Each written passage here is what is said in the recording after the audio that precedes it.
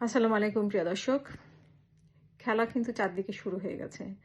নির্বাচন হবে না নির্বাচন হবে না।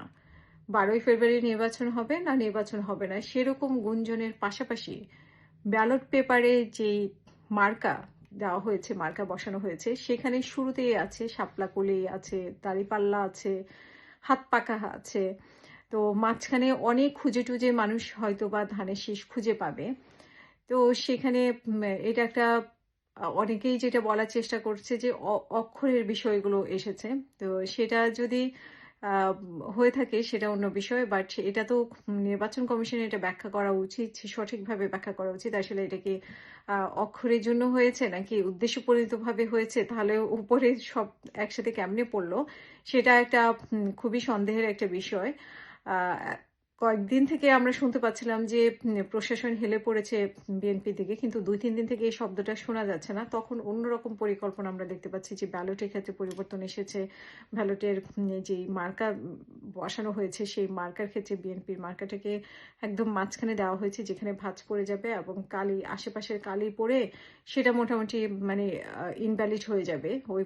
ওইরকম একটা সম্ভাবনা আছে। আর হচ্ছে পোস্টাল ভোটের ভাইরাল আজকে সারাদিন জুড়েই মানে কিভাবে মহা উৎসবে নেতাদের বাড়িতে বিশেষ করে জামাতের নেতাদের বাড়িতে ভোট পাওয়া যাচ্ছে এবং একজনের বাড়িতে কয়েকশো। তো আহ, আমি আমি যতটুকু জানি ১৫ লাখ হচ্ছে যে প্রবাসী ভোট।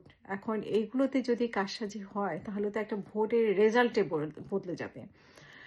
তো আমরা অনেকভাবেই জানতে পারি যে জামাত বেশ কৌশলী। জামাত আসলেও সবসময় কৌশল। বিএনপি তো ব্যস্ত নিজেদের নিয়ে। বিএনপি তারেক রহমান গেল নিজেদের মাঠ গোছানোতে বা নিজেদের নির্বাচনী প্রচারণা নিয়ে ব্যস্ত। কিন্তু জামাত কিন্তু বুদ্ধির খেলা খেলে। এটা আমরা সবাই জানি যে আমার সুসংগঠিত এবং খুব কৌশলে জামাত কিন্তু খেলে। তো জামাতের এই খেলাটার সাথে বিএনপি আসলে টিকে থাকতে পারবে কিনা এখন সেই সন্দেহটা বেড়ে যাচ্ছে। আর হচ্ছে যে যতই হেলে থাকুক দুলে থাকুক না কেন প্রশাসন, কিন্তু ভোটের বাক্স যদি ঠিক না থাকে, ভোটগুলো যদি নিয়ে যায়, তাহলে প্রশাসন হেলে থাকে দুলে থাকেও কোনো লাভ হবে না বিএনপির পক্ষে। আর প্রশাসনও মনে হয় না এত হেলে আছে দুলে আছে। তো এখানে হয় নির্বাচন হবে। নির্বাচন যদি হয় ১২ই ফেব্রুয়ারি, সেটা হচ্ছে একটা প্রশ্ন যে নির্বাচন হবে কিনা। আর যদি নির্বাচন হয় তাহলে সেক্ষেত্রে বিএনপি এই কৌশলের কাছে, জামাতের এই কৌশলের কাছে হেরে যাবে কিনা এরকম একটা সন্দেহ। আর হচ্ছে যে আহ, এই যে আমরা ডক্টর ইউনুস বলল যে ভোট চুরি বা ডাকাতি এবার হবে না ২০১৪, ১৮, ২৪। এখন যে লক্ষণটা দেখা যাচ্ছে সে লক্ষণে মনে হচ্ছে যে ২৪, ১৮ এবং ১৪ তাকেও হয়তো হার মানাবে ডাকাতির ক্ষেত্রে। তো তখন হয়তো যে আমাদের পররাষ্ট্র উপদেষ্টা যেটা বলছেন যে এখানে আসলে একটু ত্রুটি হবে, ভুল ত্রুটি হবে। আর তারপরে সেখানে এম্বাসিগুলো কতটা স্বচ্ছতার সাথে কাজ করবে। কোনো দলের হয়ে যদি কাজ করে তাহলে তো সর্বনাশ। তো ১৫ লাখ যে ভোটার আছে প্রবাসী ভোট, সেগুলো যদি কোনো রকম একটি দল মানে কায়দা করে নিজেদের পক্ষে নিতে পারে। বিশেষ করে এখন তো আমরা বুঝতে পারছি কিছু ভিডিও ভাইরাল হওয়ার কারণে যে এটা জামাতের দখলে আছে বা জামাত দখল করার চেষ্টা করছে। তো সেই ক্ষেত্রে কিন্তু বিএনপির ভরাডুবি একেবারে নিশ্চিত। আর নির্বাচন নাও হতে পারে এমনটাও বেশি শোনা যাচ্ছে যে নির্বাচন ১২ই ফেব্রুয়ারি আসলে নির্বাচন হওয়া সম্ভব কিনা। আসলে কিন্তু সম্ভব না আমরা যদি দেখি সবকিছু বিবেচনা করে। এবং এই কথাটা এখন মোটামুটি সবার মুখে মুখে যে ১২ই ফেব্রুয়ারি আর নির্বাচন হচ্ছে না, সেই নির্বাচনটা কবে হয় সেটাও দেখার বিষয়।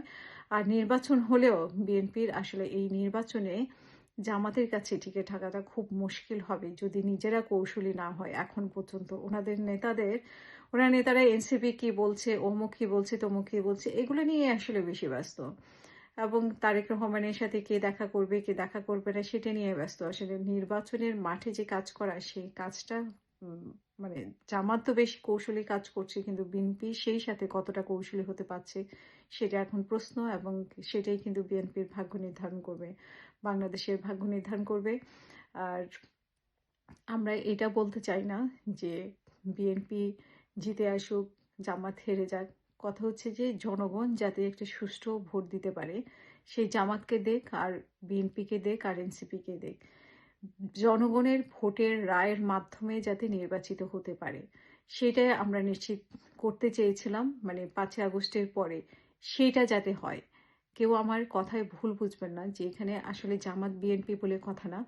এখানে কথা হচ্ছে যে মানে সুষ্ঠু ভোট, যেটা জনগণ 15-16 বছর ভোট দিতে পারে নাই, সেই ভোটটা নিজের ভোট যাতে দিতে পারে, সে প্রবাস থেকে হোক, দেশ থেকে হোক, এবং নিজের রায়ে যাতে একটা সরকার আনতে পারে, সে বিএনপি হোক, চোর হোক, বাটপার হোক, বা যাই হোক না কেন, ঠিক আছে, জনগণের নিজের ভোটে যাতে তাদের প্রতিনিধি নির্বাচন করতে পারে সেটা নিশ্চিত করা এই সরকারের দায়িত্ব। মানে এই সরকার আসলে কথাটা করতে পারবে, এবং 12ই ফেব্রুয়ারি নির্বাচন হবে কিনা এটা একটা বিষয়।